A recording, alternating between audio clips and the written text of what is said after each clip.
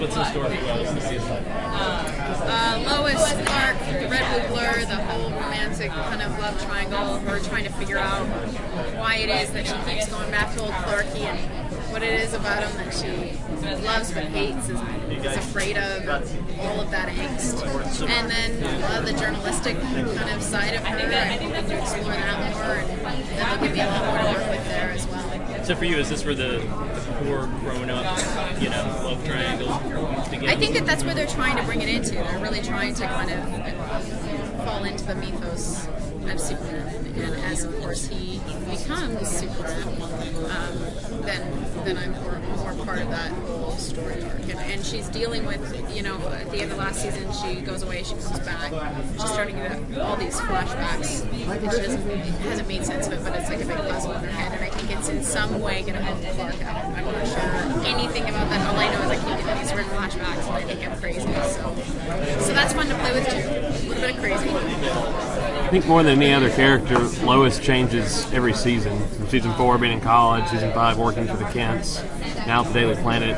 How does this season change her even more through the relationship with the Red Blue Blur and what we've seen in the past? Well, I think she just starts to embody that Lois Lane that people know, or hopefully she starts to embody that, and really starts to find herself more. And in doing so, also realizes how she feels about things, and so you really do see her going after this crush, this red blue blur, and yet the funny kind of comedy between Lois and Clark is still there, and even more infused because he sees that she's like, yeah, whatever you can't do, it he can do, and he's sitting there having a laugh because of course it's him. There's a lot of fun in that too.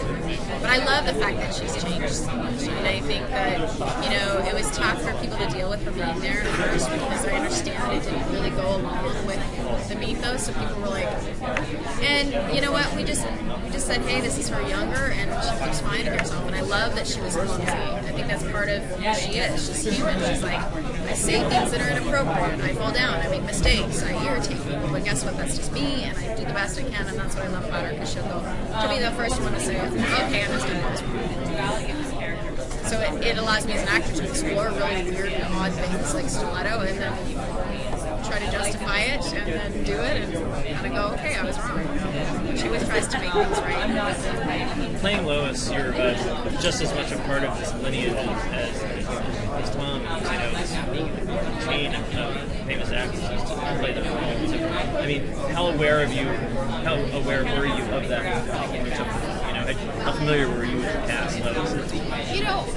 To an extent I was. When I grew up, I watched the movies. I think Margot Kidder I related to a lot because I loved the movie, Christopher Reeve and stuff like that. So, but as far as studying them as character studies, I avoided that because for myself, if I do that, I set myself up to try to be there, and I can never create that one. So I had to just try to sit back and almost think of her as to do her a service, not say, well, this has been done before 10 times, but this is a new person for me. And that's how I looked at it, with respect to kind of the overall generalities of a Lois Lane character.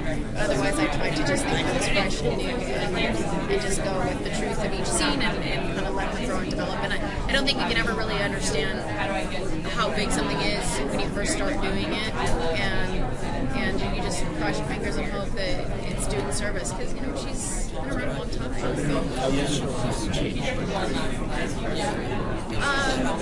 It's just, I'm not one of those people that says I've never wanted to be an actress. I've always wanted to be doing something creative, whether it was singing or acting, and I fell into it, and to be able to do that in a way that's so satisfying with people that are awesome, and a character that's constantly changing and evolving, and I think I stepped into something that's really good, and I'm really grateful for it. I wouldn't say I think I'm a good singer. I've just always loved doing that. That's another way I like to express myself.